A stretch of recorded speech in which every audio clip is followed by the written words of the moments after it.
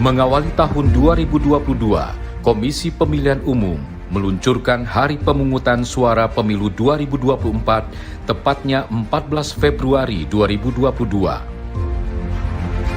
Selasa 12 April 2022, tongkat estafet kepemimpinan KPU berganti dengan dilantiknya Hasyim Asyari, Betty Epsilon Idrus, Idam Holik, Muhammad Afifuddin, Parsadan Harahap, Yulianto Sudrajat, dan Agus Melas sebagai anggota KPU periode 2022-2027 oleh Presiden Republik Indonesia Joko Widodo di Istana Merdeka.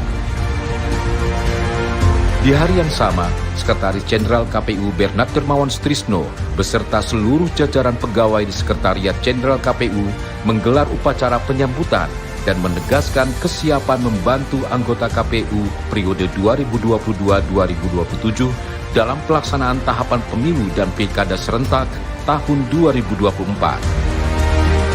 Pada rapat pleno perdana, semua anggota KPU menyepakati dan menetapkan Hasyim Asyari sebagai Ketua KPU, sekaligus menetapkan divisi dan koordinator wilayah bagi seluruh anggota KPU periode tahun 2022-2027. KPU periode 2022-2027 langsung bekerja mempersiapkan tahapan pemilu 2024. KPU bersama Kemendagri, Bawaslu, dan DKPP mengikuti rapat dengan pendapat perdana di Komisi 2 DPR RI dengan kesimpulan Hari Pemungutan Suara Pemilu ditetapkan 14 Februari 2024 dan Pilkada 27 November 2024. Mei 2022, KPU melakukan audiensi ke kementerian lembaga, diantaranya Kementerian Hukum dan HAM, Kepolisian RI, Mahkamah Agung, dan TNI, karena KPU tidak bisa bekerja sendirian tanpa dukungan dari stakeholder. Audiensi juga dilakukan dengan Presiden Republik Indonesia membahas kesiapan penyelenggaraan pemilu 2024. Selain itu, KPU melakukan koordinasi dengan pemerintah daerah dan Forkopimda Provinsi Banten untuk dukungan fasilitas kepada KPU Provinsi dan KPU Kabupaten Kota dalam menyukseskan pemilu dan pilkada 2024. Juni 2022, KPU melanjutkan audiensi ke kementerian lembaga, diantaranya DPR RI, MPR RI, DPD RI, Kementerian Luar Negeri, Kejaksaan Agung, dan Kementerian Keuangan. 7 Juni 2022, Rancangan Peraturan KPU tentang tahapan dan jadwal penyelenggaraan pemilu 2024 disetujui Komisi 2 DPR RI bersama KPU, Bawaslu, DKPP, dan Kemendagri di Komisi 2 DPR RI. Sebagai tindak lanjut atas keputusan ini, KPU meluncurkan tahapan pemilu 2024 pada tanggal 14 Juni 2022. KPU juga meluncurkan Sistem Informasi Partai Politik atau SIPOL sebagai alat bantu dalam tahapan pendaftaran dan verifikasi partai politik calon peserta pemilu tahun 2024. KPU meraih opini wajar tanpa pengecualian atau WTP dari Badan Pemeriksa Keuangan selama 2 tahun berturut-turut atas pemeriksaan laporan keuangan KPU tahun 2020 dan 2021. Juli 2022, KPU melanjutkan audiensi ke Kemenkominfo RI, Kemendikbudristek RI, dan Mahkamah Konstitusi. Pada bulan ini, rancangan peraturan KPU tentang pendaftaran, verifikasi, dan penetapan partai politik peserta pemilu 2024 disetujui Komisi 2 DPR RI bersama KPU, Bawaslu, DKPP, dan Kemendagri. KPU menindaklanjuti keputusan tersebut dengan menggelar bimbingan teknis PKPU tentang pendaftaran, verifikasi, dan penetapan partai politik peserta pemilu 2024 dan pengenalan fungsi Sistem Informasi Partai Politik atau SIPOL kepada KPU Provinsi KIP Aceh dan KPU KIP Kabupaten Kota se-Indonesia. Di penghujung bulan Juli, KPU meraih peringkat 3 penghargaan BKN Award tahun 2022 kategori implementasi penerapan manajemen kinerja non-kementerian tipe besar dari Badan Kepegawaian Negara. 1 hingga 14 Agustus 2022, KPU membuka pendaftaran partai politik calon peserta pemilu. dilanjutkan dengan verifikasi administrasi terhadap 40 partai politik nasional yang telah mendaftar. Pada bulan ini, KPU menggelar rapat koordinasi penanganan potensi permasalahan hukum pada tahapan pendaftaran, verifikasi, dan penetapan partai politik peserta pemilu anggota DPR dan DPRD. Kemudian juga digelar rapat koordinasi dukungan pelaksanaan tahapan pemilu dan pilkada serentak tahun 2024 bidang perencanaan, sarana dan prasarana, serta pengelolaan keuangan pada KPU Provinsi, KIP Aceh, dan KPU KIP Kabupaten Kota se-Indonesia. September 2022, KPU menggelar sejumlah rapat koordinasi, diantaranya Rapat Koordinasi Divisi Sosialisasi Pendidikan Pemilih dan Partisipasi Masyarakat, Rapat Koordinasi Penyiapan Pemutahiran Data Pemilih Berkelanjutan atau PDPB sebagai bahan pemutahiran pemilu tahun 2024, dan Rapat Koordinasi Persiapan Tahapan Logistik Pemilu Serentak tahun 2024 diikuti KPU Provinsi, KIP Aceh, dan KPU Kabupaten Kota se-Indonesia. Pada bulan ini juga dilaksanakan pelantikan dan pengambilan sumpah janji pejabat pimpinan tinggi Pratama di lingkungan Sekretariat Jenderal KPU dan Sekretariat KPU Provinsi KIP Aceh tahun 2022 di Bogor, Jawa Barat. 3 Oktober 2022, 4 rancangan peraturan KPU yaitu PKPU tentang penyusunan daftar pemilih, PKPU tentang partisipasi masyarakat, PKPU tentang penataan daerah pemilihan dan alokasi kursi anggota DPRD Kabupaten Kota, serta PKPU tentang rancangan pencalonan peserta pemilu anggota DPD disetujui Komisi 2 DPR RI bersama KPU, Bawaslu, DKPP, dan Kemendagri.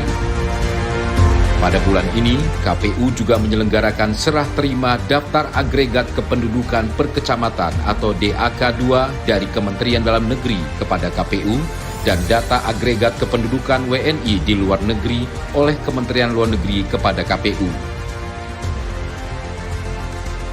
15 Oktober 2022, KPU mulai melaksanakan verifikasi faktual kepengurusan tingkat pusat dan sementara untuk keanggotaan dilakukan KPU Provinsi dan KPU Kabupaten Kota terhadap 9 partai politik dari 18 partai politik calon peserta pemilu 2024 yang lolos verifikasi administrasi. Pada bulan ini, KPU menggelar rapat koordinasi dalam rangka peningkatan kapasitas penyusunan produk hukum bagi KPU Provinsi di seluruh Indonesia. Rapat koordinasi pembentukan badan ad hoc penyelenggara pemilu tahun 2024 sekaligus dilakukan peluncuran dan sosialisasi sistem informasi anggota KPU dan badan ad hoc atau SIAKBA guna menarik minat masyarakat mengikuti pendaftaran sebagai panitia pemilihan kecamatan atau PPK dan panitia pemungutan suara atau PPS. KPU juga meluncurkan sistem informasi kepegawaian atau SIMPEK yang membantu dalam administrasi kepegawaian Sekretariat KPU se-Indonesia. Pada penghujung bulan Oktober, untuk keempat kalinya, KPU kembali meraih prestasi penghargaan JDIH Terbaik 1 pada Anugerah JDIH Nasional dari Kementerian Hukum dan Hak Asasi Manusia. November 2022, KPU melakukan sejumlah perjanjian nota kesepahaman dengan stakeholder, di antaranya Ikatan Jurnalis Televisi Indonesia atau IJTI, Radio El Sinta, LKBN Antara, Radio Republik Indonesia, dan Televisi Republik Indonesia, FIFA Group, Kemenkominfo, Kemenkumham, dan Lembaga Kebijakan Pengadaan Barang Jasa Pemerintah. Pada bulan ini juga, KPU sukses meraih 3 penghargaan pada Anugerah Reksa Banda dari Kementerian Keuangan Republik Indonesia. Desember 2022, KPU melakukan audiensi ke Lembaga Pertahanan Nasional atau Lemhanas Republik Indonesia. Dalam rangka kesiapan pemilu tahun 2024, KPU melaksanakan konsolidasi nasional untuk peningkatan layanan pemilu 2024. Selain untuk berkoordinasi dan konsolidasi, kegiatan ini juga turut meningkatkan perekonomian dan transportasi di daerah tujuan untuk bisa segera bangkit dari pandemi COVID-19. Presiden Republik Indonesia Joko Widodo turut hadir memberikan arahan pada konsolidasi nasional tersebut. Saya percaya dengan pengalaman kita yang kita miliki dalam penyelenggaraan pemilu-pemilu sebelumnya, kita memiliki bekal pengetahuan yang cukup untuk mempersiapkan pemilu 2024 jauh lebih baik dibandingkan pemilu-pemilu sebelumnya. Kemudian juga membangun inovasi agar pemilu semakin berkualitas, agar proses dan hasilnya mendapat dukungan yang luas dari masyarakat. Ini penting legitimasi ini. Pastikan seluruh kegiatan di semua tahapan memiliki pengaturan teknisnya. Ini penting. Setiap tahapan harus memiliki koridor hukum yang jelas. Hal ini penting untuk mengantisipasi dan juga mengatasi berbagai persoalan yang akan muncul. Pada saat konsolidasi nasional, KPU secara resmi meluncurkan dan mensosialisasikan ke masyarakat maskot Surasulu dan jingle pemilu tahun 2024 berjudul Memilih untuk Indonesia. 14 Desember 2022, KPU meraih peringkat pertama sebagai Badan Publik Informatif kategori lembaga non-struktural pada Anugerah Informasi Badan Publik tahun 2022 dari Komisi Informasi Pusat. Di hari yang sama, KPU juga menerima daftar potensial penduduk pemilih pemilu atau DP4 dari Kementerian Dalam Negeri dan Kementerian Luar Negeri. KPU juga melaksanakan penetapan dan pengundian nomor urut bagi partai politik yang memenuhi syarat sebagai partai politik peserta pemilu 2024. Sebagai bagian dari penguatan kelembagaan dan kekompakan jajaran sekretariat, KPU juga melaksanakan pelantikan dan pengambilan sumpah janji pejabat pimpinan tinggi Pratama di lingkungan Sekretariat Jenderal KPU di titik 0 Ibu Kota Nusantara, Provinsi Kalimantan Timur. Sekretaris Jenderal KPU Bernard Dermawan Sutrisno juga melakukan kunjungan kerja ke beberapa daerah untuk melakukan pengecekan jalur logistik pemilu dan sarana prasarana di KPU Provinsi dan KPU Kabupaten Kota. Pada penghujung tahun 2022, Sekretaris Jenderal KPU Bernard Dermawan Sutrisno meresmikan kantor persiapan KPU Provinsi Papua Selatan di Merauke, Provinsi Papua Tengah di Nabire, Provinsi Papua Pegunungan di Jayawijaya, dan Provinsi Papua Barat Daya di Sorong. KPU melayani.